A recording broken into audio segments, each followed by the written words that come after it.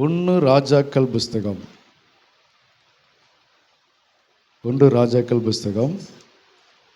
5ஆம் அதிகாரம்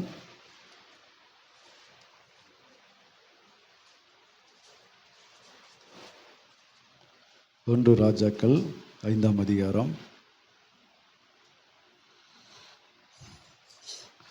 1வது வசனத்திலிருந்து வாசிக்கலாம். சாலமோனை அவனுடைய பிதாக்களின் ஸ்தானத்தில் ராஜாவாக அபிஷேகம் பண்ணினார்கள். அல்லேலூயா. சாலமோனை அவனுடைய பிதாவின் ஸ்தானத்தில் ராஜாவாக என்ன செய்தார்கள்? அபிஷேகம் பண்ணினார்கள் என்று தீருவின் ராஜாவாகிய ஈராம் கேள்விப்பட்டு தன் ஊழியக்காரரை அவனிடத்தில் அனுப்பினான். ஈராம் தாவீதுக்கு சகல நாளும் சிநேகிதனாய் இருந்தான். அல்லேலூயா. ஈராம் தாவீதுக்கு எப்படி இருந்தானா? சகல நாளும் சிநேகிதனாய் இருந்தான். இன்னைக்கு நமக்கெல்லாம் சிநேகிதர்கள் இருக்காங்க. எப்படி இருக்காங்க? எல்லா காலத்திலுமே நம்மளை சிநேகிக்கிறாங்க. நம்ம ஸ்கூல் படிக்கும்போது கொஞ்சம் சிநேகிதர்கள் இருந்தாங்க இல்லையா? அதுக்கப்புறம் இன்னொரு வகுப்புக்கு போகும்போது அங்கே கொஞ்சம் சிநேகிதர் இருந்தாங்க. ஸ்கூலுக்கு போகிறதுக்கு முன்னாடி கொஞ்சம் என்ன பண்ணாங்க? சிநேகிதர்கள் இருந்தாங்களாப்பா? ஸ்கூலுக்கு சேர்றதுக்கு முன்னாடி நமக்கு என்ன பண்ணுறாங்க? கொஞ்சம் வீட்டு தெருவில் இருக்கிற பிள்ளைங்க நம்ம கூட சிநேகிதமாக இருப்பாங்க. அப்புறம் ஸ்கூலுக்கு போனோடனே கொஞ்சம் நான் அவங்க சிநேகிதர்கள் வந்து சேருவாங்க. அதுக்கப்புறம் மேல் வகுப்புக்கு போகும்போது அங்கே கொஞ்சம் சிநேகிதர்கள் என்ன பண்ணுவாங்க? சேருவாங்க. அல்லேலூயா. கவனிக்கிறீங்களா? அடுத்தது காலேஜுக்கு போகிறாங்க. அங்கே கொஞ்சம் சிநேகிதர்கள் என்ன பண்ணுறாங்க? சேர்றாங்க. ஆக நம்ம சின்ன வயசில் இருந்த சிநேகிதர்கள் கடைசி வரைக்கும் நம்ம கூட என்ன பண்ணலை? வரல. எல்லா காலத்திலையும் நம்ம கூட அந்த சிநேகத்துக்குள்ளே வரல. அந்தந்த காலகட்டத்தில் அந்தந்த இடத்துல அவங்கவுங்க சிநேகிதமாக இருந்தாங்க. அதுக்கப்புறம் அந்த இடத்த விட்டு நம்ம மாறும்போது அந்த சிநேகிதர் என்ன ஆயிட்டாங்க? அவங்களும் நம்மளை விட்டு போயிட்டாங்க, நாமளும் அவங்கள விட்டுட்டு வந்து விட்டோம். அல்லேலூயா. அப்போ சின்ன வயசில் கொஞ்சம் சிநேகிதர்கள் இருந்தாங்க எனக்கு. அவங்க இன்றைக்கி எனக்கு சிநேகிதர்களாக இல்லை. அப்புறம் நான் 1ஆவதுலேருந்து 5ஆவது வரைக்கும் ஒரு ஸ்கூலில் படித்தேன். அங்கே கொஞ்சம் சிநேகிதர்கள் எனக்கு இருந்தாங்க. அவங்களும் இப்போ எனக்கு இல்லை. அப்புறம் 6ஆவதுலேருந்து 8ஆவது வரைக்கும் ஒரு ஸ்கூலில் படித்தேன். அங்கே கொஞ்சம் சிநேகிதர்கள் கிடைச்சாங்க. என் கூடவே சுற்றினாங்க. நானும் அவங்க கூடவே சுற்றினேன், கூடவே விளையாடினேன். இப்போ அந்த சிநேகிதர்களும் எனக்கு இப்போ இல்லை. அல்லேலூயா. அதுக்கப்புறம் மறுபடியும் இன்னொரு ஸ்கூலில் போயிட்டு 8ஆவதுலேருந்து 10ஆவது வரைக்கும் ஒரு ஸ்கூலில் படித்தேன். அங்கே கொஞ்சம் சிநேகிதர்கள் இருந்தாங்க. அந்த சிநேகிதர்கள் எனக்கு இப்போ இல்லை. அவர்களும் இப்போ என்னை விட்டு தூரம் போயிட்டாங்க, நானும் அவங்கள விட்டு தூரமாக வந்துட்டேன். அதுக்கப்புறம் வேலைக்கு போன இடத்துல அங்கே கொஞ்சம் சிநேகிதர்கள் கிடைச்சாங்க. அங்கே இருந்த சிநேகிதர்கள் அவங்க இன்னைக்கு என்ன வரல? சிநேகிதர்களாக இல்லை. நானும் அவங்களுக்கு சிநேகிதனாக இல்லை. இன்றைக்கி போய் நான் கேட்டால் கூட அவங்க என்னை தெரியுமா தெரியாதான்னு கூட தெரியல. ஆனால் அந்தளவுக்கு சிநேகிதமாக இருந்தோம். ஆனால் இன்றைக்கி தெரியாதுன்னு கூட சொல்கிறதுக்கு வாய்ப்புகள் நிறைய உண்டு. அப்புறம் இன்னொரு இடத்துக்கு வேலைக்கு போனோம். அங்கே கொஞ்சம் சிநேகிதர்கள் கிடைச்சாங்க. அப்போ எங்கெல்லாம் வேலைக்கு போகிறோமோ அங்கெல்லாம் சிநேகிதர்கள் கிடைச்சாங்க. அப்போது நமக்கு விவரம் தெரிஞ்ச காலத்திலேருந்து நம்ம எங்கெங்கெல்லாம் இது வரைக்கும் நம்ம நடந்து வந்தோமோ, எங்கெங்கெல்லாம் கடந்து வந்தோமோ, அங்கே எல்லா பகுதிகளிலும் நமக்கு என்ன கிடைக்கிறாங்க? சிநேகிதர்கள் உண்டு. ஆனால் எல்லா சிநேகிதர்களும் கடைசி வரைக்கும் நம்ம கூட என்ன பண்ண போகிறதில்ல? வரப்போகிறது இல்லை. 5ஆவது படிக்கும்போது சின்ன ஸ்கூலில் படிச்சிருப்போம். அங்கே கொஞ்சம் கூட பேர் நம்ம கூட சேர்ந்து நம்மளை கெடுத்துருப்பான், படிக்க விடாமல் கெடுத்துருப்பான். அதுக்கப்புறம் நம்ம 6ஆவது போனோடனே அவன் லிஃப்ட் ஆகிடுவான். அப்புறம் 6ஆவதுலேருந்து இன்னொரு சிநேகிதன் கிடைப்பான். அவன் கொஞ்ச நாள் நம்ம படிப்பை கெடுப்பான். புரியுதுங்களா? புரியுதாப்பா உங்களுக்கு? 6ஆவதுலேருந்து இன்னொரு ஸ்கூலில் படிப்போம். அங்கே கொஞ்சம் சிநேகிதர்கள் கிடைப்பாங்க. அவங்க கொஞ்ச நாள் கூட நம்மளை கூட சேர்ந்து நம்ம படிப்பு நம்மளுடைய எல்லாத்தையும் கெடுத்து போட்டு போவோம். அதுக்கப்புறம் நம்ம காலேஜுக்கு போவோம். அங்கே கொஞ்சம் பேர் நம்ம கூட கூடி நம்மளை படிக்க விடாமல் அவனும் கொஞ்சம் கெடுத்து விடுவான். அதுக்கப்புறம் நம்ம வேலைக்கு போவோம், அங்கே கொஞ்சம் சிநேகிதர்கள் சேருவான், அங்கே கொஞ்சம் அந்த சிநேகிதர்கள் சேர்ந்து நம்முடைய வருமானத்தை, நம்முடைய சம்பாத்தியத்தெல்லாம் சாப்பிட்டு அங்கே நம்ம கூடவே சுற்றி கொஞ்சம் நேரம் நம்மளை கெடுப்பான். அப்போ எத்தனையோ சிநேகிதர்கள் இது வரைக்கும் நம்ம வாழ்க்கையில் என்ன பண்ணுறாங்க, கடந்து வராங்க. ஆனால் எந்த சிநேகிதனும் நமக்கு இன்னைக்கு என்னவா இல்லை, நிரந்தரமாக இல்லை. அல்லேலூயா. அப்போ இவங்கெல்லாம் என்ன சிநேகிதர்கள்? இவங்க என்ன சிநேகிதர்கள்? தற்காலிகமாக டெம்பரவரியாக இருந்தவங்க, தற்காலிக ஒரு சூழ்நிலைக்கு அகப்பட்டவங்க, அந்தந்த காலகட்டத்துக்கு கிடைத்தவர்கள். கிடைச்சவங்களே கிடைச்சாங்க. நல்ல சிநேகிதர்கள் கிடைச்சா பரவாயில்ல. நம்மளை கெடுக்கிறவன், படிக்கிறத கெடுக்கிறவன், படிக்க விடாமல் கெடுக்கிறவன், சம்பாதிக்கிறத பூரா சாப்பிட்டு தீர்க்கணும்னு நினைக்கிறவன், கூடவே சுற்றி நம்மளை நல்லா செலவு பண்ண வச்சு நம்முடைய வருமானத்தை பூரா அழிக்கிறவன், நமக்கு தவறான ஆலோசனை கொடுத்தவன், நம்மளை தவறான பாதைக்கு நடத்தவன், சினிமா தியேட்டருக்கு கூட்டிகிட்டு போனவன், அங்கே கூட்டிகிட்டு சுற்றினவன், இந்த மாதிரி சிநேகிதர்கள் தான் நம்ம கூட என்ன பண்ணியிருக்கிறாங்க, வந்திருக்கிறாங்க. அப்போது இவங்களுக்காகவா நீ கர்த்தரை விடுற? இவங்களுக்காகவா உன் வாழ்க்கையை நீ கெடுத்துக்கிற? இவங்களுக்காகவா உன் எதிர்காலத்தை கெடுத்துக்கிற? இவங்களுக்காகவா உன் ஆரோக்கியத்தை கெடுத்துக்கிற? அல்லேலூயா. அவன் கூட சேர்ந்து நம்ம கூட எவ்வளோ பேச முடியுமோ அவ்வளோ பேசி நம்முடைய வருமானத்தை பூரா அவன் சாப்பிட்டு போனான். அவனுக்காகவா நம்மளுடைய குடும்பத்தை கெடுத்துக்கிறோம்? அவனுக்காக நம்மளுடைய நன்மைகளை கெடுத்துக்கிறோம், நம்முடைய ஆசீர்வாதத்தை கெடுத்துக்கிறோம். அப்போ நிரந்தரம் இல்லாத சிநேகிதனுக்காக தான் இந்த உலகத்தில் படிக்கிற பிள்ளைகள் இருந்து எத்தனையோ பேர் என்ன பண்ணிட்டு இருக்காங்க, ஓடி தன் வாழ்க்கையை கெடுத்து கொண்டு இருக்கிறாங்க. ஒரு படிக்கிற பையனை கூப்பிட்டு கேளுங்களா, யாரோ ஒருத்தன் கூட கூடி அவன் என்ன பண்ணுறான், கெட்டு போகிறான். யாரோ ஒருத்தவங்க கூட கூடி கஞ்சா போடுறான், யாரோ ஒருத்தவங்க கூட கூடி சரக்கு அடிக்கிறான், யாரோ ஒருத்தவங்க கூட கூடி படிக்க போகாமல் வெளியில் சுற்றுறான், காலேஜுக்கு போகாமல் சுற்றுறான், யாரோ ஒருத்தவங்க கூட கூடி ஏதோ தவறான வழியில் போய் நடந்து கொண்டு இருக்கிறான். ஆனால் இன்னும் கொஞ்ச நாள் நீ போய் பாரு, அவன் சிநேகிதன் கட் ஆகிடும், அடுத்து இன்னொரு சிநேகிதன் வருவான். இவங்கெல்லாம் எதுக்கு வந்துன்னு இருக்காங்க, நம்முடைய வாழ்க்கையில் அங்கங்கே அந்தந்த பகுதியை வீணாக்கிட்டு போகிறதுக்காக வருகிற சிநேகிதர்கள். அல்லேலூயா. நிரந்தரமான சிநேகிதர் யாருன்னு கேட்டா நம்முடைய கர்த்தராகிய இயேசு கிறிஸ்து மாத்திரமே. அல்லேலூயா, அல்லேலூயா. உங்க வாழ்க்கை நீங்க கடந்த காலத்தை நினைச்சு பாருங்க, எத்தனை சிநேகிதர்கள் வந்திருக்காங்க, எத்தனை சிநேகிதி உங்களுக்கு கிடைச்சிருக்கிறாங்க, எத்தனை நண்பர்கள் உங்களுக்கு வந்திருக்கிறாங்க, உங்க வாழ்க்கையில வந்து போயிருக்கிறாங்க. ஆனா இன்னைக்கு வரைக்கும் அவங்க கூடவே இருக்கிறாங்களா? இல்லை. வாடகை வீட்டுக்கு போகும்போது அங்கே கொஞ்சம் சிநேகிதர்கள் கிடைப்பாங்க, வேலைக்கு போகும்போது அங்கே கொஞ்சம் சிநேகிதர்கள் கிடைப்பாங்க, சென்னை பக்கம் வேலைக்கு போனோம்னா அங்கே கொஞ்சம் சிநேகிதர்கள் கிடைப்பாங்க, அப்புறம் இந்த பக்கம் பெங்களூர் பக்கம் போனோம்னா அங்கே கொஞ்சம் சிநேகிதர்கள் கிடைப்பாங்க. அப்போ நம்ம எங்கெல்லாம் வேலைக்கு போகிறோமோ அங்கெல்லாம் நமக்கு சிநேகிதர்கள் கிடைப்பாங்க. ஆனால் நிரந்தரமான சிநேகிதர்கள் யாருமே இல்லை. அல்லேலூயா. ஆனால் இங்கே வேதம் வசனம் சொல்லுகிறது,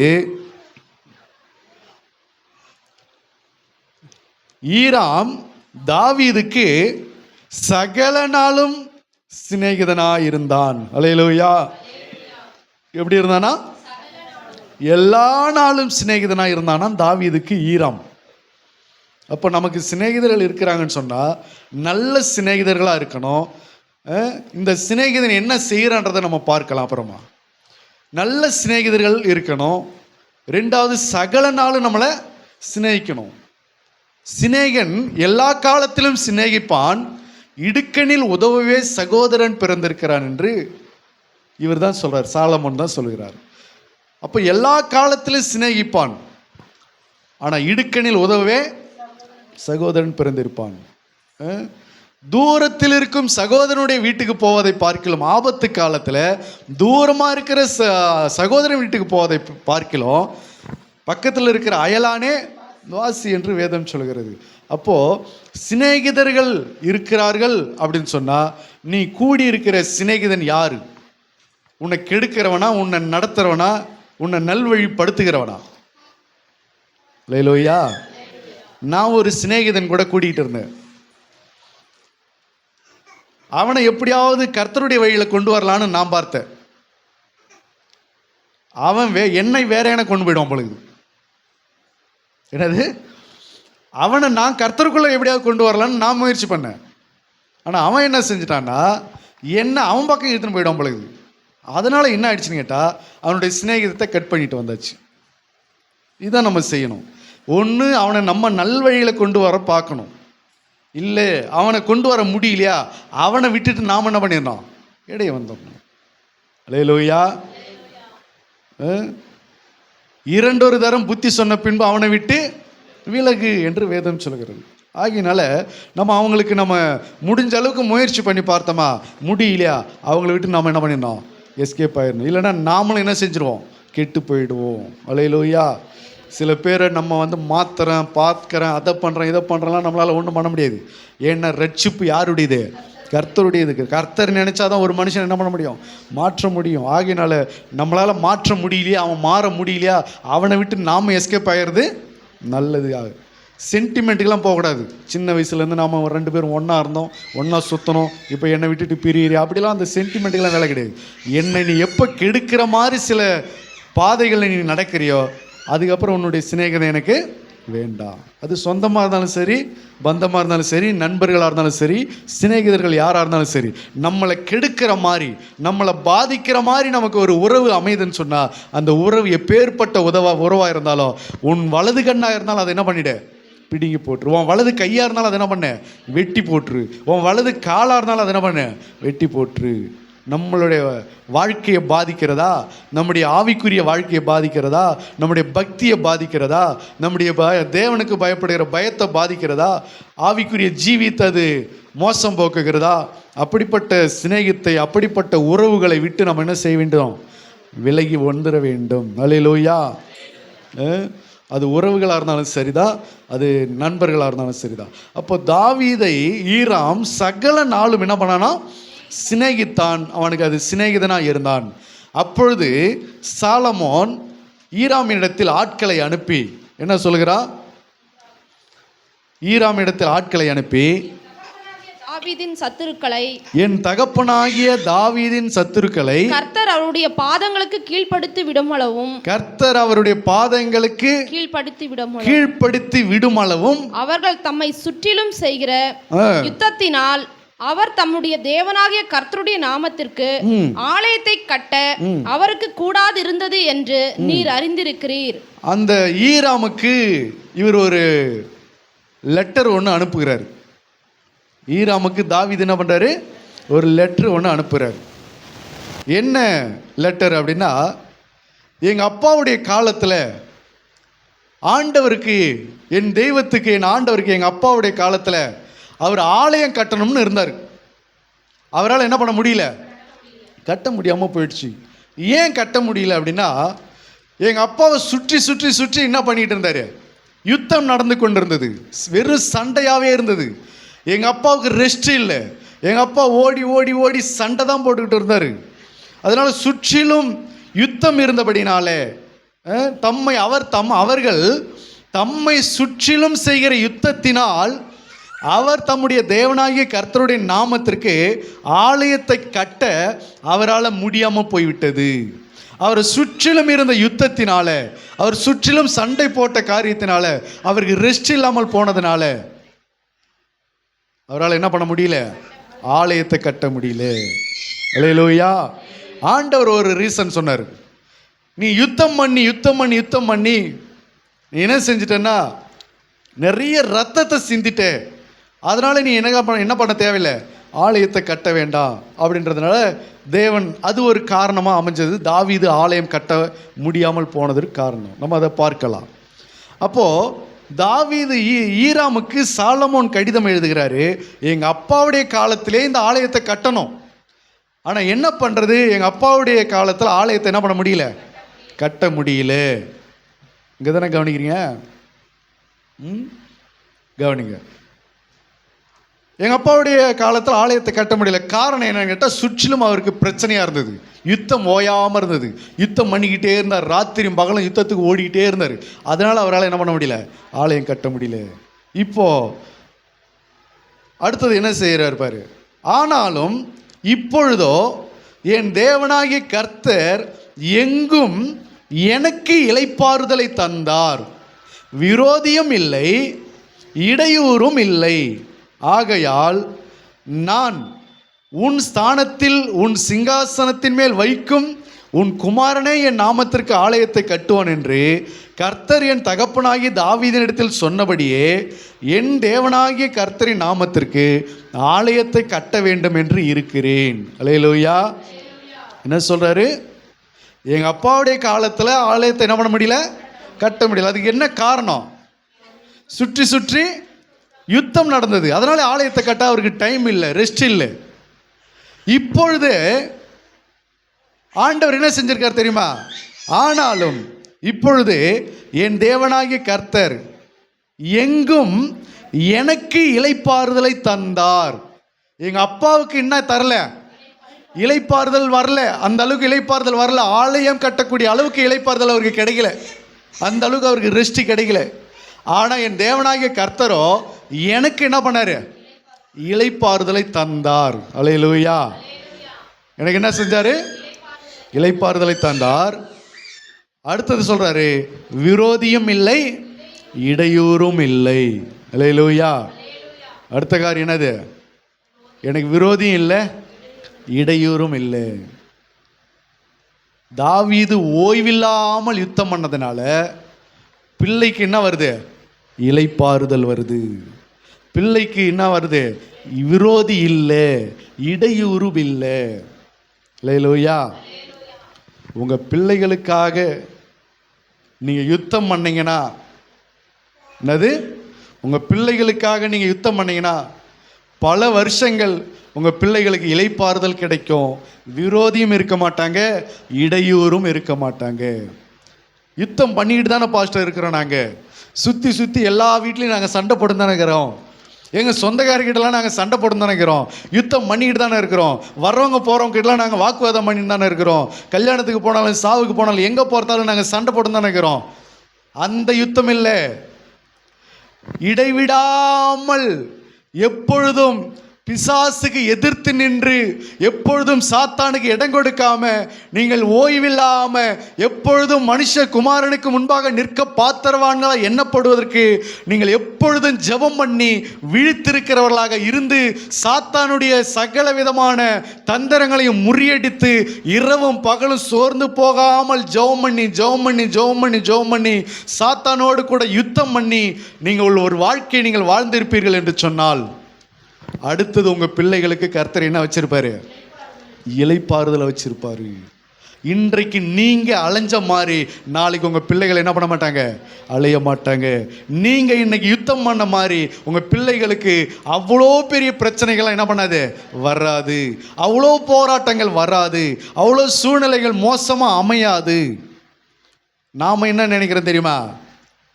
பிள்ளைகளுக்கு முடிஞ்ச அளவுக்கு சொத்து சேர்த்து வச்சிடணும், முடிஞ்ச அளவுக்கு ஆஸ்தியும் ஐஸ்வர்யத்தையும் சேர்த்து வச்சிடணும்.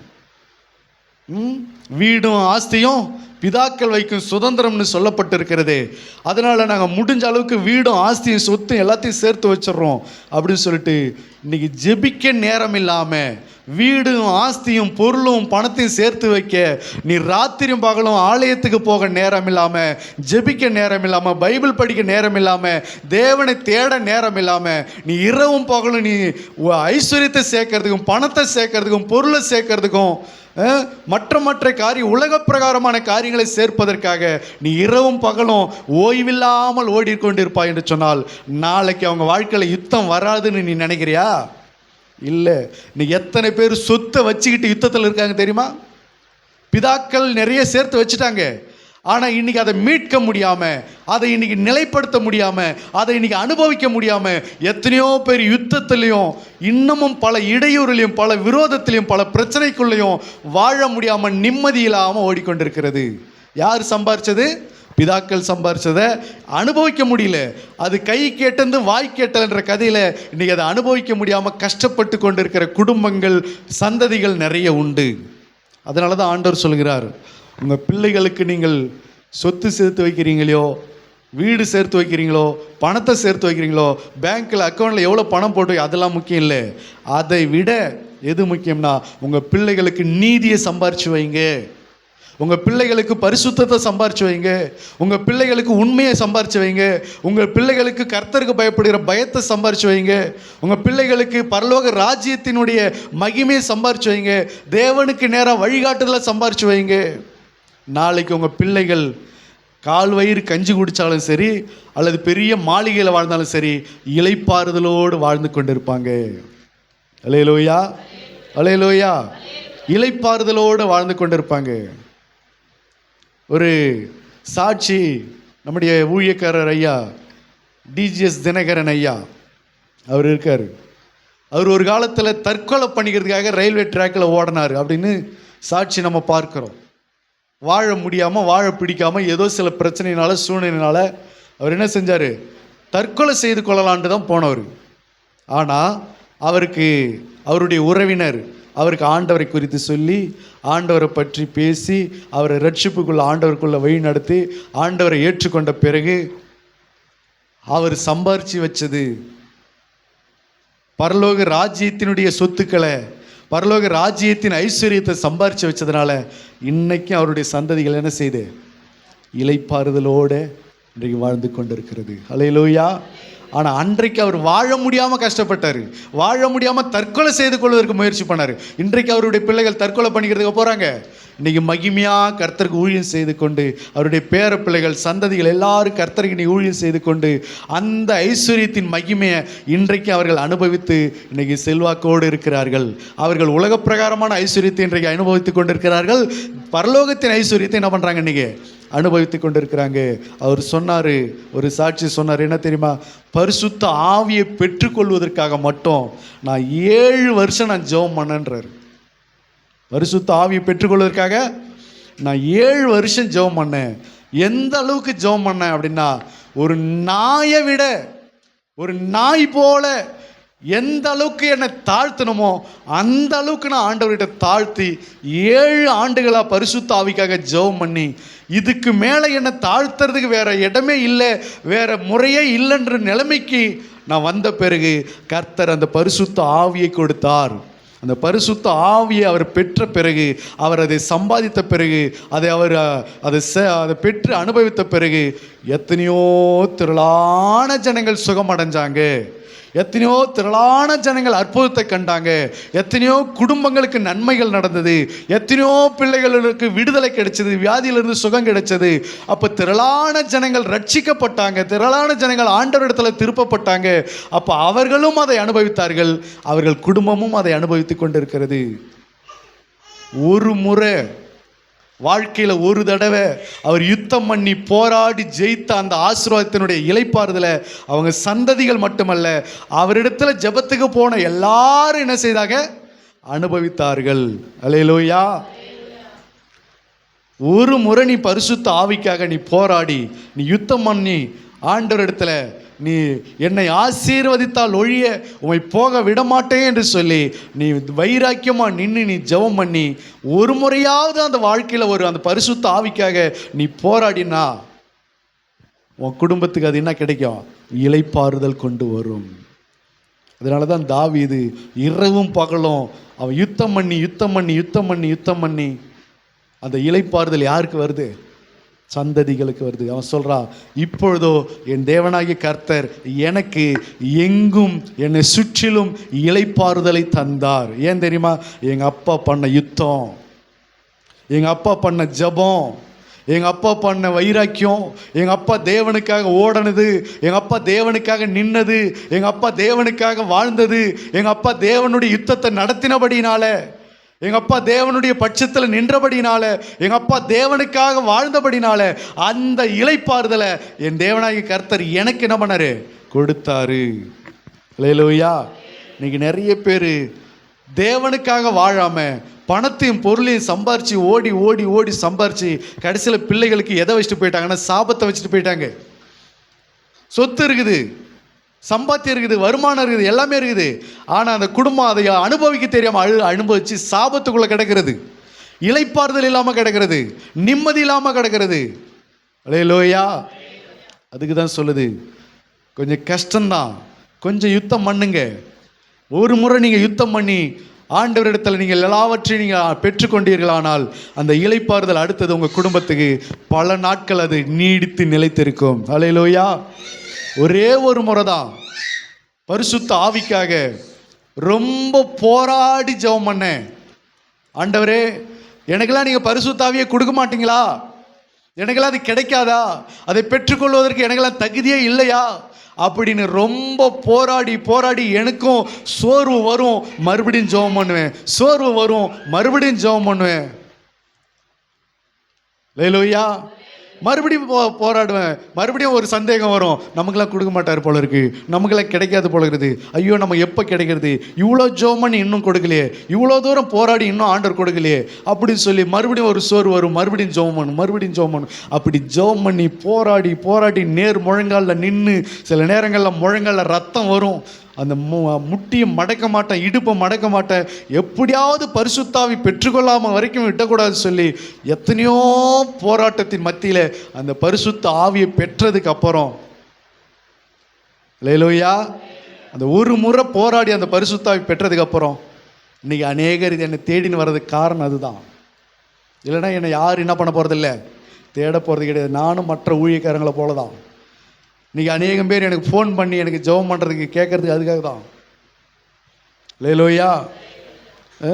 இரவும் பகலும் ஃபோன் பண்ணி ஜெபம் பண்ணி கொண்டு இருக்கிறதுக்கு காரணம் அதுதான். அல்லேலூயா. ராத்திரி நேரத்தில் தூங்க முடியல, ஃபோன் வந்துக்கிட்டே இருக்குது. மதியம் ப்ரேயர் முடிச்சுட்டு போய் படுக்க முடியல, உடனே ஒரு ஃபோன் வருது, உடனே அவங்களுக்கு வீடியோ காலில் ஜெபம் பண்ணு. நைட்டுக்கு ஃபோன் வருது, ஜெபம் பண்ணு. ஏன் இந்த காரியம் வருதுன்னா, அந்த ஒரு முறை நம்ம பரிசுத்த ஆவிக்காக அதை போராடி எப்படியாவது பெற்றுக்கொண்டதுனால இன்னைக்கு தேடுகிற எல்லாரும் நம்மளை தேடுகிறதுக்கு காரணம் அதுதான். இதனால எல்லாருக்கும் சுகமடைகிறதுக்கு காரணம் அதுதான். அநேகருக்கு கர்த்தர் விடுதலை கொடுக்கறதுக்கு காரணம் அதுதான். அல்லேலூயா. மற்றவர்கள் இன்னைக்கு இளைப்படைகிறதுக்கு காரணம் என்னது? ஒரு முறை நம்ம அதை போராடி பெற்றுக்கொள்ளும் போது உன் குடும்பம் ரொம்ப நாள் என்ன செய்யும்? இளைப்பாறுதலை அடையும். அல்லேலூயா. எத்தனை பேர் இன்றைக்கி அப்படி போராட நினைக்கிறோம்? யாரும் அப்படி போராட நினைக்கல, யாரும் அப்படி யுத்தம் பண்ண நினைக்கல. அவன் சாலமோன் சொல்லுகிறான், இப்பொழுதோ என் தேவனாகிய கர்த்தர் எங்கும் எனக்கு இளைப்பாறுதலை தந்தார். எங்கே போனாலும் எனக்கு என்ன இருக்குது? இளைப்பாறுதல். எங்கே போனாலும் கர்த்தர் என்னை ஆசீர்வதிக்கிறாரு, எங்கே போனாலும் கர்த்தர் என்னை கனப்படுத்துகிறாரு. ஊழியத்துக்கு எங்கே போனாலும் கர்த்தர் என்ன பண்ணுறாரு? கனப்படுத்துகிறாரு. காரணம், ஒரு முறை யுத்தம் பண்ணணும், ஒரு முறை என்ன செய்யணும்? பிசாசை எதிர்த்து யுத்தம் பண்ணி போராடி நீ பரிசுத்த ஆவிக்காக நிற்கணும், பரிசுத்த ஆவியை பெற்றுக்கொள்ளணும், ஜெபிக்கணும், ஆண்டவருடைய சமூகத்தில் போராடணும். அப்படி போராடி ஆண்டவருடைய சமூகத்தில் அந்த ஆசீர்வாதத்தை நீ வாங்கிட்டா அதனுடைய இளைப்பாறுதல் உன் குடும்பத்தில் ரொம்ப காலத்துக்கு இருக்கும். உன் பிள்ளைகளுக்கு அது ரொம்ப காலத்துக்கு இருக்கும். உன் பிள்ளைகளுக்கு அது ரொம்ப நீடித்த நாட்கள் அது நிலைத்து இருக்கும். அதுதான் இங்கே சாலமோன் அந்த அனுபவத்தை சொல்கிறாரு. எங்கள் அப்பா யுத்தம் பண்ணி அந்த இளைப்பாறுதலை என் தேவனாகிய கர்த்தர் எங்கும் என்னை சுற்றிலும் எனக்கு என்ன பண்ணார்? கொடுத்தார் என்று சொல்கிறார். விரோதியும் இல்லை, இடையூறும் இல்லை. தாவீது வாழ்க்கையில் அப்படி கிடையாது.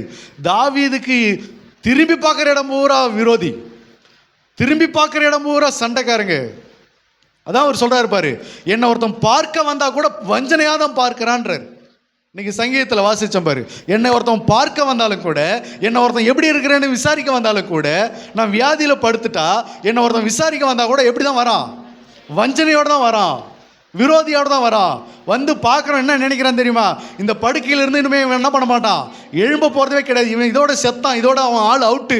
அப்படி தான் அந்த வஞ்சனையோடு தான் என்னை பார்க்க வரானே தவிர யாரும் என் மேலே அன்பு வச்சு யாரும் என்னை விசாரிக்க வரல.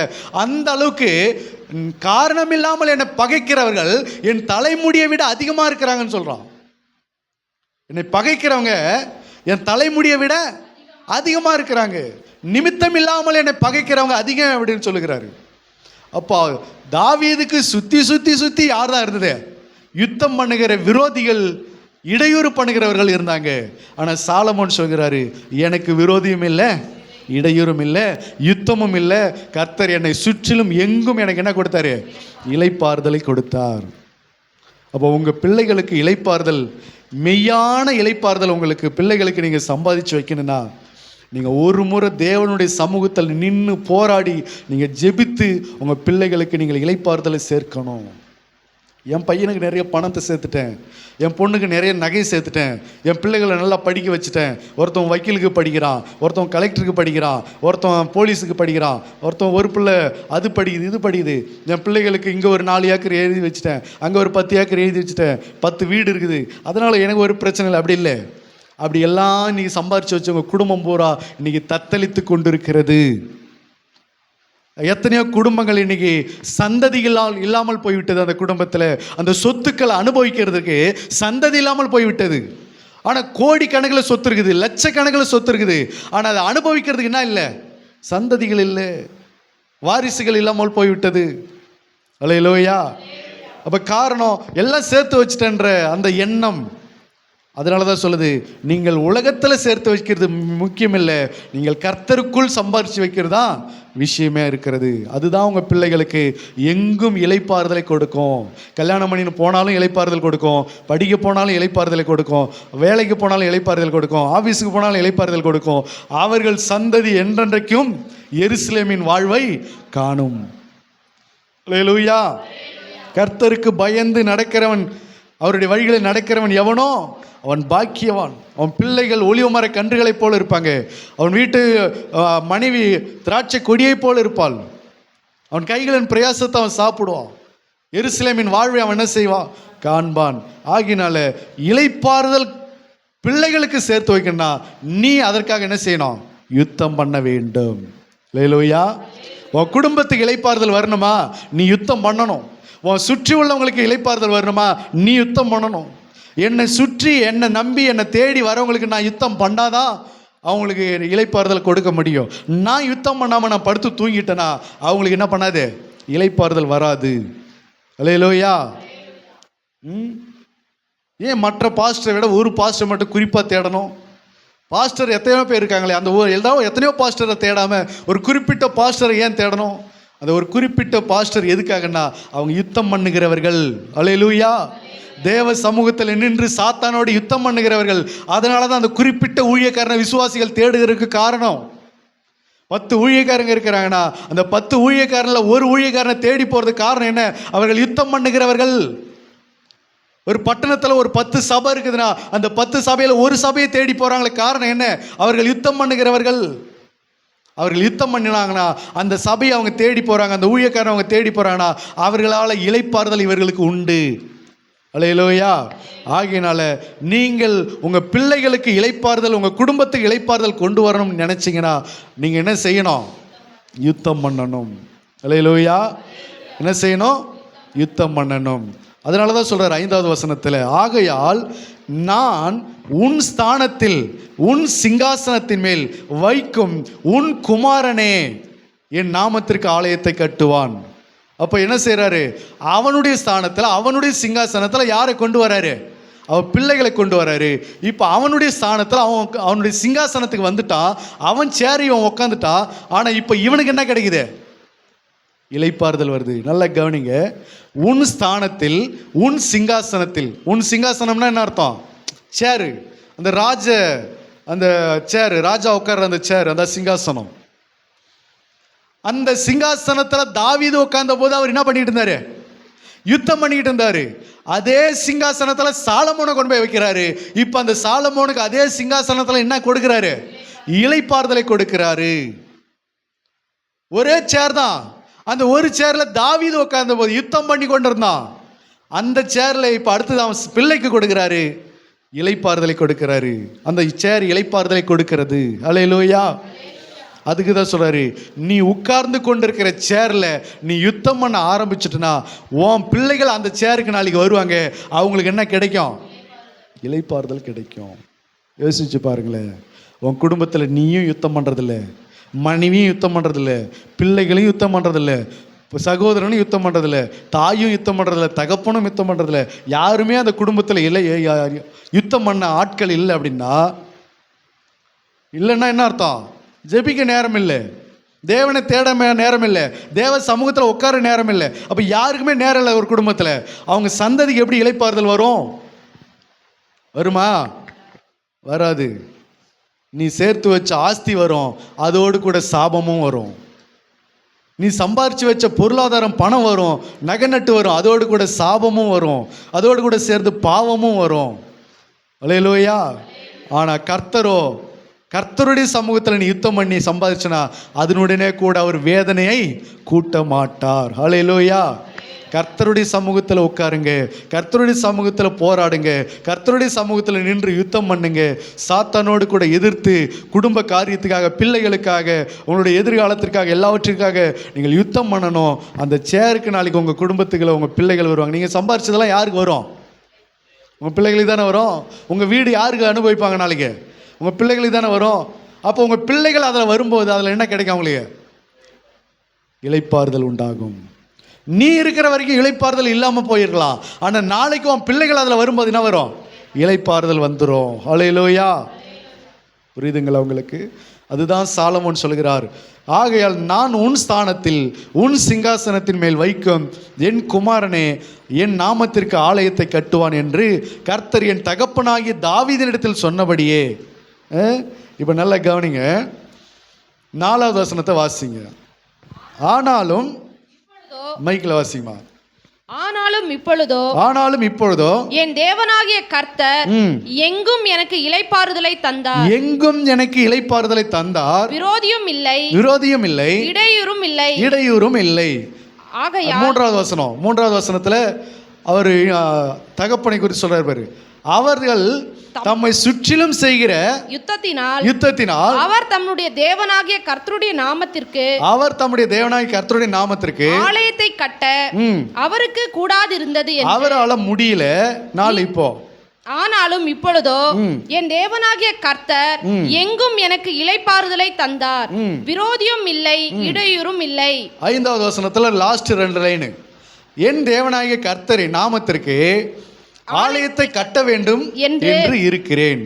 இப்ப நல்லா கவனிங்க, 3வது வசனத்துல என்ன சொல்றாருன்னா, எங்க அப்பாவால அவரை சுற்றிலும் செய்த யுத்தத்தினால, அவர் யுத்தம் பண்ணிக்கொண்டே இருந்தபடினால ஆலயத்தை கட்ட அவரால் என்ன பண்ண முடியல, கூடாமல் போய்விட்டது.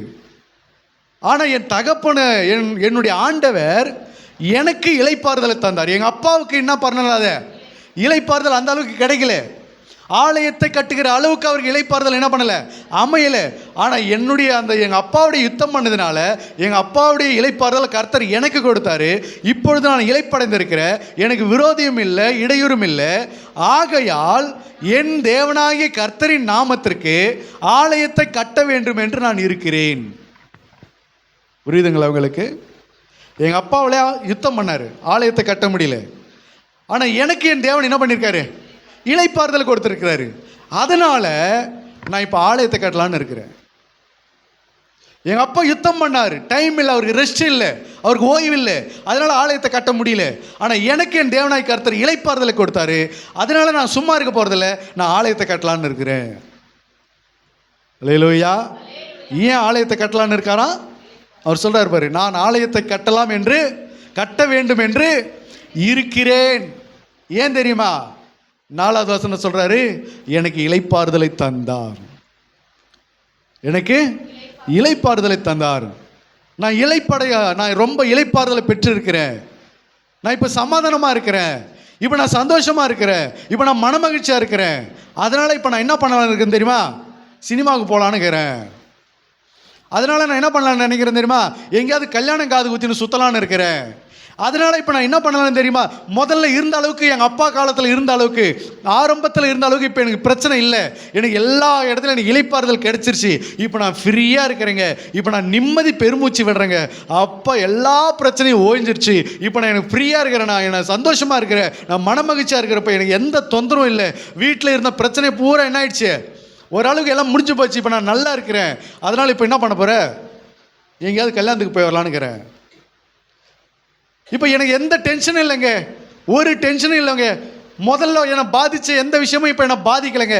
அதனால் இப்போ என்ன பண்ணலான்னுக்கிறேன், எங்கேயாவது ஃப்ரெண்டு வீட்டுக்கு போயிட்டு வரலான்னுக்கிறேன், 2 நாளைக்கு எங்கேயாவது டூர் போயிட்டு வரலான்னுக்கிறேன், எங்கேயாவது சென்னை பக்கம் போயிட்டு எங்கேயாவது சுற்றி பார்த்துட்டு வரலான்னுக்கிறேன். அப்படியே சொன்னார். எனக்கு இளைப்பாறுதல் கிடைச்சிருச்சு. இப்போ என்ன பண்ண போகிறேன், நான் ஆலயத்தை கட்ட போகிறேன். இளைப்பாறுதல் கிடைச்சா என்ன சொல்கிறாரு, சாலமோனுக்கு இளைப்பாறுதல் கொடுத்தா அவர் என்ன கட்ட போறாரு, உனக்கு இளைப்பாறுதல் கொடுத்தா நீ என்ன கட்டலான்னுக்கிற? சீட்டு பணம் கட்டலான்னுக்கிறியா? லோனு பணம் கட்டலான்னு இருக்கியா? உனக்கு ஆலயத்தை, உனக்கு இளைப்பாறுதல் கொடுத்தா நீ என்ன கட்டலான்னுக்கிற? எதையாவது கட்டலான்னுக்கிறங்க. ஆனால் சாலமோனுக்கு இளைப்பாறுதல் கொடுத்தா அவர் என்ன கட்டுவார்? ஆலயத்தை கட்டலான்னு இருக்கிறேன். ஏன்? எங்கள் அப்பாவால் முடியல, எங்கள் அப்பா காலத்தில் அதை செய்ய முடியல. அவர் எவ்வளோ முயற்சி பண்ணார், அவருக்கு யுத்தமே கரெக்டாக இருந்துச்சு, யுத்தம் பண்ணுறதுக்கு அவருக்கு டைம் சரியாக இருந்துச்சு. அதனால் எங்கள் அப்பா காலத்தில் அதை செய்கிறதுக்கு அவரால் முடியல. ஆனால் என் தேவனாய் கர்த்தர் எனக்கு, நான் எங்கே போனாலும் எனக்கு இப்போ சமாதானமாக இருக்கிறேன், நான் எங்கே போனாலும் என்னை மதிக்கிறாங்க, நான் எங்கே போனாலும் என்னை நல்லா வச்சுருக்காரு ஆண்டவர், எனக்கு இப்போ இளைப்பாறுதலை கர்த்தர் கொடுத்துருக்கிறாரு, நான் இப்போ கஷ்டப்படலை.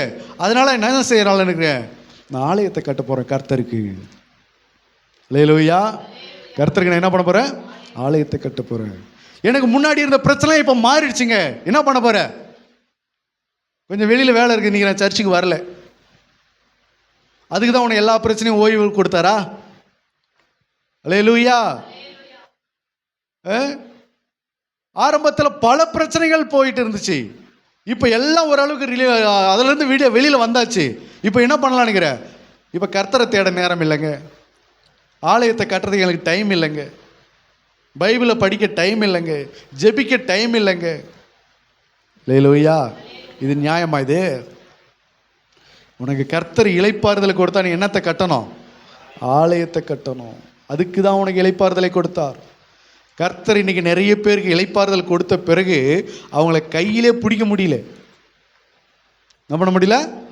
கையில் பிடிக்கவே முடியல. இளைப்பாறுதல் கிடைக்காத வரைக்கும், இளைப்பாறுதல் இல்லாத வரைக்கும் சர்ச்சு, ஜெபம், பாஸ்டரு, வேத வசனம், ஆராதனை, துதி, அப்படி இப்படின்னு சொல்லி இளைப்பாறுதல் கிடைக்காத வரைக்கும் பாஸ்டர் பாஸ்டர் பாஸ்டர் பாஸ்டர்னு ஓடி ஜெபம் ஜெபம் ஜெபம்னு தேடி இன்னைக்கு எல்லாத்தையும் இளைப்பாறுதலை சில பேர் பெற்றுக்கொண்ட பிறகு இதுக்கப்புறம் அவங்கள என்ன பண்ண முடியல? கையிலே பிடிக்க முடியல. ஃபோனில் போட்டாலும் ஃபோன்லேயும் பிடிக்க முடியல அவங்கள. அல்லேலூயா. கண்ணுலையும் கிடைக்க மாட்டேங்கிறாங்க, ஃபோன்லேயும் கிடைக்க மாட்டேங்கிறாங்க, கூகுள் மேப்பில் போட்டு பார்த்தா கூட கிடைக்க மாட்டேங்கிறாங்க. அவங்க எங்கே தான் இருக்கிறாங்கன்னே தெரிய மாட்டேங்குது. ரொம்ப நாள் கழிச்சு எனக்கு ஒருத்தவங்க ஃபோன் பண்ணாங்க, ரொம்ப நாள் கழிச்சு. அப்பா பரவாயில்ல, பெற்றுக்கொண்ட நன்மைக்கு பதிலாக நம்மளை பரவாயில்ல இன்னமும் நம்மளை நினச்சிக்கிட்டு இருக்கிறாங்க. எப்படி ஜெபம் பண்ணி நல்லா ஆகிட்டு போனாங்களே, பரவாயில்ல நம்மளை இன்னும் நினச்சிக்கிட்டு தான் இருக்கிறாங்க, நம்மளை மறந்துடல, நம்மளை விசாரிக்கிறதுக்கு ஃபோன் அடிச்சுக்கிறாங்க அப்படின்னு சொல்லிட்டு ஃபோன் எடுத்து அட்டன் பண்ணா, ஐயா நல்லா இருக்கிறீங்களான்னாங்க. நல்லா இருக்கிறோம்மா, நல்லா இருக்கிறேன் ஐயா. எல்லாம் எப்படி இருக்கிறீங்க? நல்லா இருக்கிறோம். இப்போ எனக்கு சந்தோஷத்தில் தான் இருக்கிறேன். எப்படி நம்மளை என்ன பண்ணுறாங்க? நம்மளை தான் விசாரிக்கிறாங்க அப்படின்னு. பரவாயில்ல, ஃபோன் போட்டு ரொம்ப நாளாச்சு அப்படின்னு. அப்புறம் பார்த்தா என்ன விஷயம்னு பார்த்தா, அவங்க பக்கத்து வீட்டில் ஒரு பொண்ணுக்கு பேய் பிடிச்சிருக்குது, அதுக்கு ஃபோன் போட்டுக்கிறாங்க. அதுக்கு ஃபோன் போட்டு தான் இப்போ அதுக்கு பாஸ்டர் விசாரித்த மாதிரி இருக்கும், அதுக்கு பேய் ஓட்டின மாதிரி ஆகிடும். அப்பயும் சொன்னாங்க பாரு ஒரு வார்த்தை, உங்கள் ஃபோன் நம்பர் கிடைக்க மாட்டேங்குது பாஸ்டர், உங்கள் ஃபோன் நம்பரே என்கிட்ட இல்லைன்றாங்க. இப்போ எப்படிம்மா கிடைச்சிது? ஒருத்தவங்கிட்ட வாங்கினேன். எப்படி வாங்கினேன்? ஏன் வாங்கினேன்? பேய் ஓட்டணும், ஜெபம் பண்ணணும். இப்போ ஃபோன் நம்பர் கிடைச்சதா? அப்போ என்ன விசாரிக்கிறதுக்கு ஃபோன் நம்பர் கிடைக்கல. அல்லேலூயா. அப்போ கர்த்தர் உனக்கு இளைப்பாறுதலை கொடுத்தா உனக்கு கையிலே பிடிக்க முடியல, என்ன காரணம்? இளைப்பாறுதலை கொடுத்தா உன் பேச்செல்லாம் திமிரா மாறுது, என்ன காரணம்? உனக்கு இளைப்பாறுதலை கொடுத்தா உன்னுடைய நடவடிக்கைலாம் ரொம்ப மோசமாக மாறுது, என்ன காரணம்? உனக்கு இளைப்பாறுதலை கொடுத்தா ஊழியக்காரனுக்கு எதிராக பேசுகிற, என்ன காரணம்? உனக்கு இளைப்பாறுதலை கொடுத்தா கர்த்தருக்கு விரோதமாக நடக்கிற, என்ன காரணம்? அதுக்காக உனக்கு இளைப்பாறுதலை கொடுத்தாரு. அல்லேலூயா. உனக்கு இளைப்பாறுதலை கொடுத்ததுக்கு காரணம் என்ன தெரியுமா? நான் ஆலயத்தை கட்டலான்னு இருக்கிறேங்க, என் தேவனாய் கர்த்தருக்கு ஆலயத்தை கட்டலான்னு இருக்கிறேன். அல்லேலூயா. இப்போ கர்த்தர் உன்னை ஆசீர்வதிச்சா, கர்த்தர் உனக்கு இளைப்பாறுதலை கொடுத்தா, கர்த்தர் உனக்கு நன்மை செய்தா, கர்த்தர் உனக்கு விடுதலை கொடுத்தா, கர்த்தர் உன்னை சுகமாக்கினா, நீ என்ன செய்யணும்? கர்த்தருக்கு ஆலயத்தை கட்டணும். கர்த்தருடைய ஆலயத்தை நீ கட்டணும், பரிசுத்தத்தை தேடணும், குடும்பத்தில் ஜெப வாழ்க்கையை நிலைநாட்டணும், தேவ மகிமையை வீட்டுக்குள்ளே கொண்டு வரணும், உன் வாழ்க்கைக்குள்ளே கர்த்தருடைய சித்தத்தை கொண்டு வரணும். இதுதான் ஆலயத்தை கட்டுறது. முன்னாடி ஜெபிச்சதை விட இப்போ நீ அதிகமாக ஜெபிக்கணும். முன்னாடி வேதம் வாசித்ததை விட அதிகமாக வாசிக்கணும். முன்னாடி கர்த்தருக்கு பயந்ததை விட இப்போ நீ அதிகமாக கர்த்தருக்கு பயப்படணும். திமிர் கொண்டு நடக்கக்கூடாது. கண்டபடி நம்மளை கேட்கறதுக்கு ஆள் இல்லைன்னு சொல்லிட்டு கண்ட இடத்துக்கு போகக்கூடாது. கண்ட இடத்துல போயிட்டு டைமை வேஸ்ட் பண்ணக்கூடாது, சுத்தக்கூடாது. அதுக்கு பதிலாக என்ன செய்யணும்? உட்கார்ந்து ஆலயத்தை கட்டணும். அல்லேலூயா. அதுக்கப்புறம் பார்த்தா பிஸியாகிடுறாங்க. ஆலயத்தை கட்டலாம் டைம் இல்லை பாஸ்டர்ன்றாங்க. இது எந்த விதத்தில் நியாயம் இது? அல்லேலூயா. அப்போ உனக்கு இளைப்பாறுதலை கொடுத்தாலும் என்ன செய்யணும்? என்ன செய்யணும்? என்ன செய்யணும்? கர்த்தர் உனக்கு நன்மை செஞ்சால் என்ன செய்யணும்? ஆலயத்தை கட்டணும். பல பிரச்சனைக்குள்ள இருக்கிற இந்த பொருத்தனை உனக்குள்ள இருக்கணும். ஆண்டவரே எனக்கு நீங்கள் அனுகூலம் செஞ்சீங்கன்னா உம்முடைய வசனத்தை நான் கை கொள்ளுவேன்ற சங்கீதம் 119 எனக்கு நீங்கள் அனுகூலம் செஞ்சீங்கன்னா நான் உம்முடைய வசனத்தை என்ன பண்ணுவேன்? கை கொள்ளும். ஆண்டவரே எனக்கு இந்த பிரச்சனையிலேருந்து விடுதலை கொடுத்தீங்கன்னா, எனக்கு இதுலேருந்து எனக்கு ஒரு வாழ்க்கையை கொடுத்தீங்கன்னா, எனக்கு இதுலேருந்து ஒரு தீர்வை கொடுத்தீங்கன்னா, இனிமேல் நான் உங்களுக்கு பயந்து வாழ்வேன். ஆண்டவரே எனக்கு இதை செஞ்சீங்கன்னா நான் இப்படி இனிமேல் கர்த்தருக்காக நான் இருப்பேன். ஆண்டவரே அந்த வைராக்கியம் நமக்குள்ள வேண்டும். அது மட்டுமல்ல, இப்போ தாவீது சாலமோன் என்ன செஞ்சாருன்னு நம்ம பார்த்தோம் இல்லையா? சாலமோனுக்கு இளைப்பாறுதலை கர்த்தர் கொடுத்ததுனால இப்போ சாலமோன் என்ன செய்யலான்னுங்கிறாரு? ட்ரெஸ் பண்ணி ஊர் ஊராக சுற்றலான்னு நினைக்கல, ஆலயத்தை கட்டலான்னு உட்காந்துட்டாரு. அதுக்கு தான் ஈராமுக்கு என்ன பண்ணுறாரு? இப்போ கடிதம் எழுதுறாரு. கடிதம் எழுதி எனக்கு நீங்கள் என்ன செய்யுங்க, ஆதலால் லீபனோனில் எனக்காக கேதுரு மரங்களை வெட்ட கட்டளையிடும். சீதோனியரை போல மரவெட்டு வேலை அறிந்தவர்கள் எங்களுக்குள்ளே ஒருவரும் இல்லை என்பது உமக்கு தெரியும். அதற்காக என் வேலைக்காரர் உம்முடைய வேலைக்காரரோடு இருப்பார்கள். நீர் சொல்வதின்படியெல்லாம் உம்முடைய வேலைக்காரரின் சம்பளத்தை உமக்கு கொடுப்பேன் என்று சொல்ல சொன்னான். ஈராம் சாலமோனின் வார்த்தைகளை கேட்டபோது மிகவும் சந்தோஷப்பட்டு அந்த ஏராளமான ஜனங்களை ஆளும்படி தாவீதுக்கு ஒரு ஞானமுள்ள குமாரனை கொடுத்த கர்த்தர் இன்று ஸ்தோத்தரிக்கப்படுவாராக என்று சொல்லி சாலமோனிடத்தில் மனுஷரை அனுப்பினான். அல்லேலூயா. இப்போ ஈராம் கிட்ட சாலமோன் என்ன கேட்குறாரு? கர்த்தர் எனக்கு இளைப்பாறுதல் கொடுத்தாருல, அதனால எனக்கு என் தேவனுடைய ஆலயத்தை நான் கட்டலாம்னு இருக்கிறேன். அதுக்கு நீ எனக்கு என்ன பண்ணணும்? கொஞ்சம் மரம்லாம் கொஞ்சம் வெட்டி எனக்கு ஹெல்ப் பண்ணணும். எங்கள் ஆளுங்க மரம் வெட்டுற பழக்கம் அவங்க இல்லை. மரம் வெட்டுற அவளுக்கு தெரியாது. உங்கள் ஆளுங்க நல்லா மரம் வெட்டுவாங்க. வேணா எங்கள் ஆளுங்களை உங்கள் கூட அனுப்புகிறேன். உங்கள் ஆளுங்க வெட்டி அவங்க கூட ஹெல்ப் பண்ணிட்டு கொடுத்து அனுப்பிட்டோம். உங்களுக்கு என்ன தேவையோ அதை நான் என்ன பண்ணிடுறேன், செய்யறேங்க அப்படின்றத அடுத்த காரியத்தை இதில் சொல்லுவார். பின்னாடி நீங்கள் அப்புறமா படித்து பாருங்கள். அப்போது இளைப்பாறுதலை கர்த்தர் எனக்கு கொடுத்துருக்கிறார். அதனால் நான் என்ன செய்யலான்னு இருக்கிறேன்? ஆலயத்தை கட்டலாம்னு இருக்கிறேன். அல்லேலூயா. சரி, சாலமோன் இப்படி அவங்க அப்பா காலத்தில் என்ன நடந்துச்சுன்னு பார்க்கலாமா? அவங்க அப்பா யாரு? சாலமோனுடைய அப்பா யாரு? சாலமோனுடைய அப்பா தாவீது. தாவீது என்ன செஞ்சாரு பார்க்கலாம். 2 சாமுவேலின் புஸ்தகம் 7ஆம் அதிகாரம் 1-3 வரைக்கும் வாசிங்க.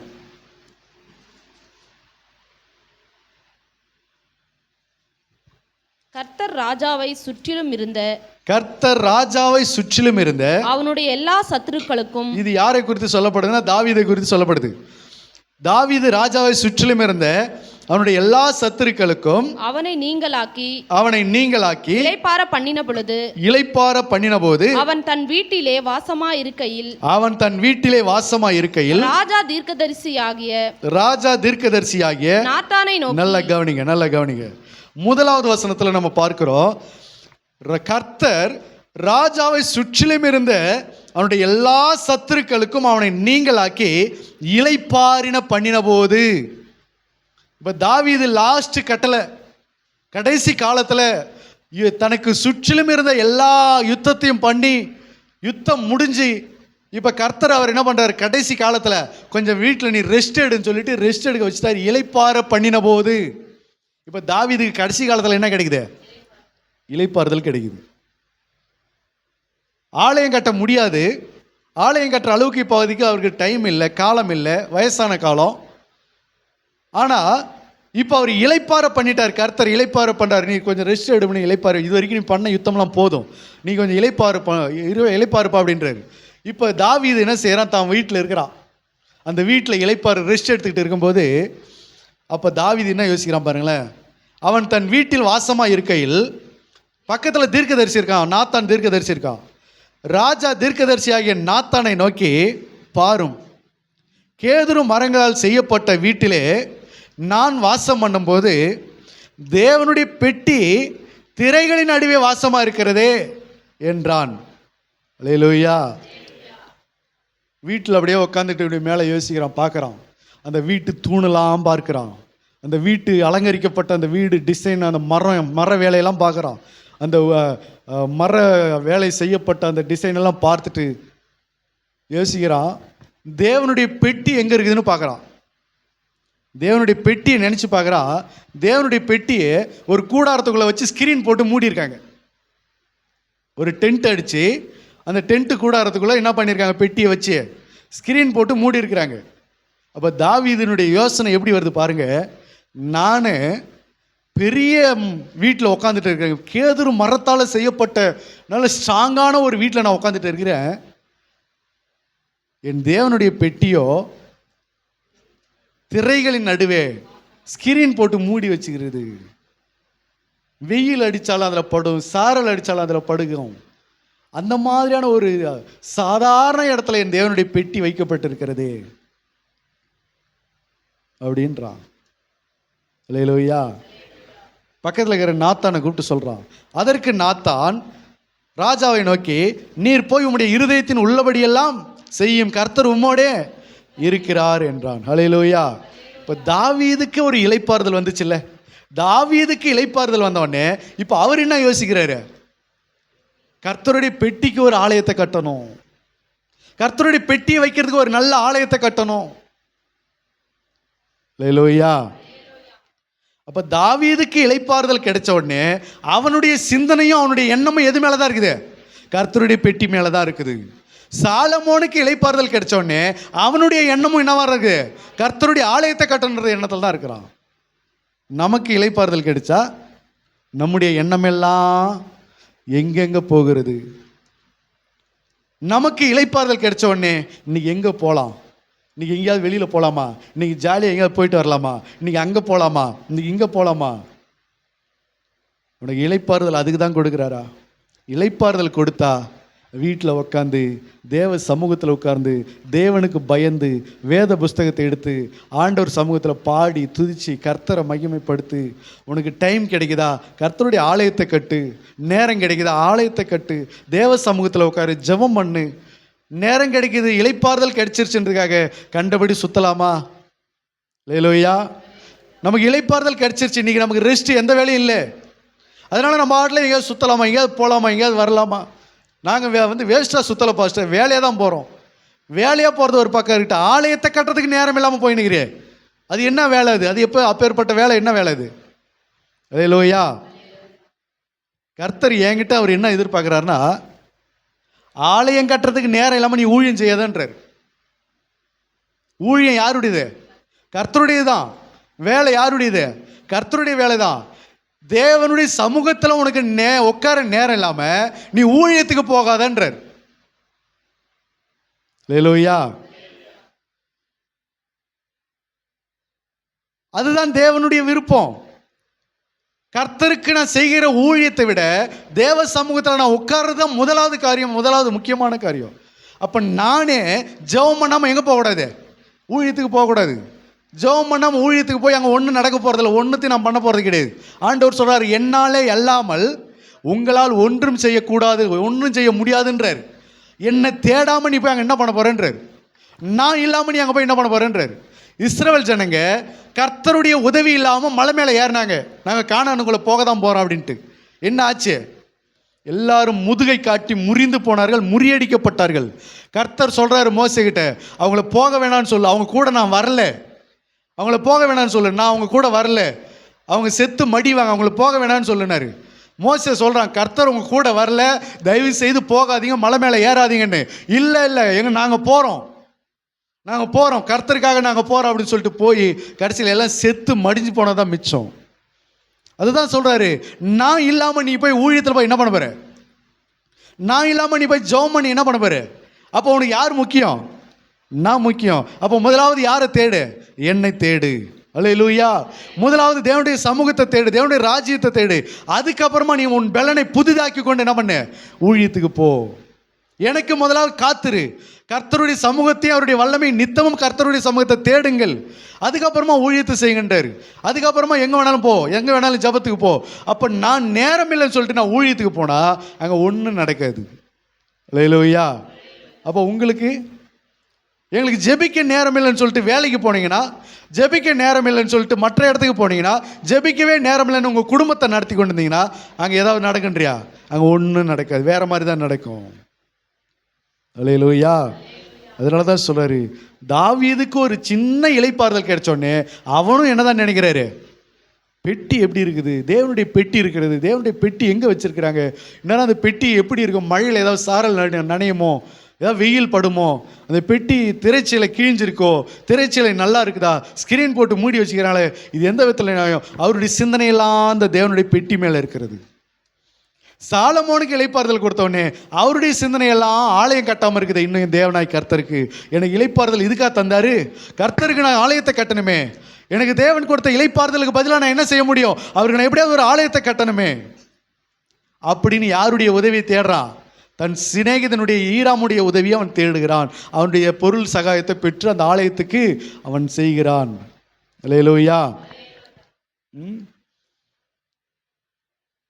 சாலமோன் ஆலயத்தை கட்டுவதற்காக, சாலமோன் தேவனை தேடுவதற்காக யார் ஹெல்ப் பண்றது? சிநேகிதனாகி ஈராம் ஹெல்ப் பண்றான். சாலமோன் கர்த்தருக்கு ஆலயத்தை கட்டுவதற்காக, சாலமோன் தேவனை மகிமைப்படுத்துவதற்காக, சாலமோன் தேவனை தேடுவதற்காக யார் ஹெல்ப் பண்றது? சாலமோனுடைய ஃப்ரெண்டு ஹெல்ப் பண்றான். இன்னைக்கு உன் ஃப்ரெண்டு ஆலயத்துக்கு போறதுக்கு ஹெல்ப் பண்றானா? உன் ஃப்ரெண்டு ஜெபம் பண்றதுக்கு ஹெல்ப் பண்றானா? உன் ஃப்ரெண்டு பைபிள் படிக்கிறது ஹெல்ப் பண்ணுறானா? உன் ஃப்ரெண்டு கர்த்தரை தேடுறான்னு சொல்லி ஹெல்ப் பண்ணுறானா? அப்புறம் பேசிக்கலாம், போன முதல்ல நீ பைபிளை படின்னு சொல்கிறானா? முதல்ல நீங்கள் ஞாயிற்றுக்கிழமைடா சர்ச்சுக்கு போடா அப்படின்னு சொல்கிறானா உன் ஃப்ரெண்டு? இன்னைக்கு ஒரு நாள் போகலாம், என்னடா வாடா அப்படின்றான். அவன் தான் ஃப்ரெண்டா அவனுக்கு? இன்னைக்கு ஒரு நாள் சர்ச்சுக்கு போகலாம், அந்த பாஸ்டர் என்ன கோச்சிக்க போகிறாரு, அந்த ஆண்டவர் என்ன கோச்சிக்க போகிறாரு, சொல்லிட்டு வாடா அப்படின்றான். அவன் தான் உனக்கு ஃப்ரெண்டா? இன்னைக்கு ஒரு நாள் ஆலயத்துக்கு போகலாம், என்ன ஆண்டவர் ஒன்று கோச்சிக்க மாட்டார், வா இன்னைக்கு கல்யாணத்துக்கு வா அப்படின்னு கூப்பிட்றான். அவன் தான் உனக்கு நண்பனா? அவன் தான் உனக்கு உறவா? அவன் தான் உனக்கு தாங்க போறானா? ஒரு சிநேகிதன் உனக்கு இருக்குமானால் அவன் எப்படிப்பட்ட சிநேகிதனா இருக்கணும்? கர்த்தரை நீ தேடுவதற்கு அவன் அனுகூலம் செய்யணும். ஆனால் இந்த ஈராம் யாருன்னு கேட்டா, அவன் இஸ்ரவேல் ஜனத்தை சேர்ந்தவன் கிடையாது. அவன் அந்நிய ஜாதியான், அவன் புறஜாதியான், அவன் விக்கிரகத்தை வணங்கக்கூடியவன். அவன் விக்கிரகத்தை வணங்கக்கூடியவனா இருந்தாலும் கூட யாருடைய ஆலயத்தை கட்டுவதற்கு யாருக்கு ஹெல்ப் பண்றான்? கர்த்தருடைய ஆலயத்தை கட்டுவதற்கு அவன் ஹெல்ப் பண்றான். அவன் தான் உண்மையான நண்பன். அல்லேலூயா. உனக்கு ஒரு நண்பன் இருக்கிறான் என்று சொன்னால், உனக்கு ஒரு ஃப்ரெண்டு இருக்கிறான் என்று சொன்னால், உனக்கு ஒரு பெஸ்ட் ஃப்ரெண்டு இருக்கிறான் என்று சொன்னால், நீ ஜெபம் பண்ணுவதற்கு அவன் உனக்கு அனுகூலம் செய்யணும். நீ ஆலயம் போகிறதுக்கு அவன் இடையூறு பண்ணக்கூடாது. நீ ஜெபிக்கிறதுக்கு அவன் இடையூறு பண்ணக்கூடாது. நீ தேவனை தேடுகிறதுக்கு அவன் இடையூறு பண்ணக்கூடாது. அப்படிப்பட்ட ஃப்ரெண்டு கிடைச்சா அவன் கூட கூடு, இல்லைன்னா அவனை விட்டு என்ன பண்ணு, விலகிடு. அல்லேலூயா. எத்தனை பேருக்கு புரியுது? கர்த்தர் உனக்கு இளைப்பாறுதலை கொடுத்தா என்ன செய்யணும்? தேவ சமூகத்தில் உட்காரணும். தேவனை முன்னிலை விட இப்போ அதிகமாக கர்த்தர் என்ன பண்ணணும்? தேடணும். கர்த்தர் உனக்கு ரெஸ்ட் கொடுத்தாருனா, கர்த்தர் உனக்கு ஃப்ரீ ஆக்கி விட்டார்னா, உனக்கு இருக்கிற எல்லா பயத்துக்கும் உன்னை நீங்களாக்கி விட்டார்னா, உன் புலம்பலை எல்லாம் ஆனந்த கழிப்பாக்கி விட்டார்னா, நீ இப்போ என்ன செய்யணும்? கர்த்தரை மகிமைப்படுத்தணும், கர்த்தரை தேடி போகணும், கர்த்தருடைய வழியில் நடக்கணும், கர்த்தருக்கு பிரியமானதை செய்ய ஓடணும்.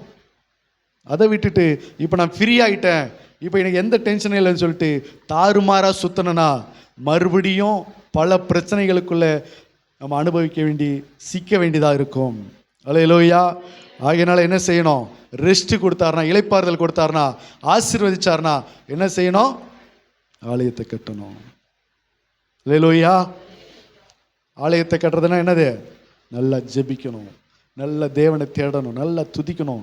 1 மணி நேரம் 2 மணி நேரம் தேவ சமூகத்தில் உட்காரு. எத்தனை பேர் 2 மணி நேரம் உட்காடுறீங்க ஜபத்தில்? எத்தனை பேர் 1 மணி நேரம் ஜபத்தில் உட்காடுறீங்க? சபைக்கு வந்து இத்தனை நாள் ஆகுது, இந்த நாள் வரைக்கும் 1 மணி நேரமாக ஜபம் பண்ணியிருக்கீங்களா? எத்தனை பேர்? கை தூக்க வேண்டாம். நான் ஞானஸ்தானம் எடுத்து இத்தனை வருஷம் ஆகுது, தேவ சமூகத்தில் நான் 1 மணி நேரம் ஜெபம் பண்ணிக்கிறேங்க. என் வாழ்க்கையில் என்னைக்காவது ஒரு நாள் நான் 2 மணி நேரம் நான் ஜெபம் பண்ணிக்கிறேன் வாழ்க்கையில் என்னைக்காவது ஒரு நாள்.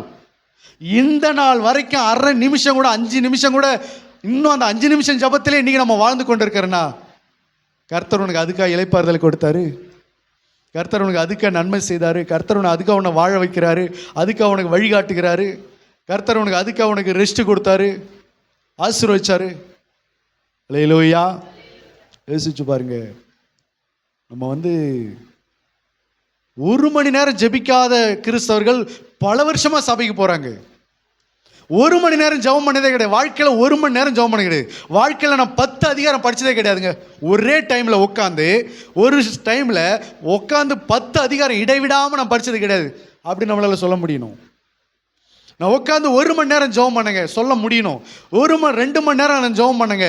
ஒரு நாள் ஃபுல்லாக நான் பாஸ்டிங்கில் தேவ சமூகத்தில் உட்காந்துருந்தேங்க. எத்தனை பேரால் சொல்ல முடிகிறது? கர்த்தர் நமக்கு எதற்காக இளைப்பாறுதல் கொடுத்தாரு? ஆலயத்தை கட்டுவதற்காக. ஹல்லேலூயா. உன் குடும்பத்தை ஏன் அவர் ஆசீர்வதிக்கணும்? உனக்கு ஏன் நன்மை செய்யணும்? உன்னை ஏன் சுகமாக்கணும்? உனக்கு ஏன் உன்னை விடுதலையாக்கணும்? நீ ஆலயத்தை கட்ட வேண்டும் என்பதற்காக தான். அதனால தான் தாவீதும் அவனுடைய பிள்ளை சாலமோனுடைய சாட்சிகளை நம்ம பார்க்கிறோம். அவனுக்கு இளைப்பாற பண்ணின போதும் தேவனுடைய பெட்டியை பற்றி யோசிக்கிறான். சாலமோனுக்கு இளைப்பாறுதல் கொடுத்த போதும் தேவனுடைய ஆலயத்தை கட்டணும்னு நினைக்கிறான். அப்போ நமக்கு இளைப்பாறுதல் கொடுத்தா கண்ட இடத்துக்கு என்ன பண்ணக்கூடாது? டைமை சுற்றி வேஸ்ட் பண்ணக்கூடாது. ஆலயத்தை கட்டணும். கர்த்தர் ஆலயத்தை கட்டுங்கள், மலை மேல் ஏறுங்கள், மரங்களை வெட்டுங்கள், ஆலயம் கட்டுங்கள், அதின் மேல் நான் பிரியமாக இருக்கிறேன் என்று சொல்கிறார் ஆகாய் தீர்க்கதரிசி மூலமாய். ஆலயத்தை கட்டுங்க, அதன் பேரில் நான் என்னவா இருக்கிறேன்? பிரியமாக இருக்கிறேன். கர்த்தர் அப்பொழுது நம்மை ஆசீர்வதிப்பாராக. ஆலயத்தை கட்டுங்க, கர்த்தர் அதன் மேல் உங்கள் மேல் பிரியமாக இருந்து உங்களை ஆசீர்வதிப்பாராக. ஆமீன்.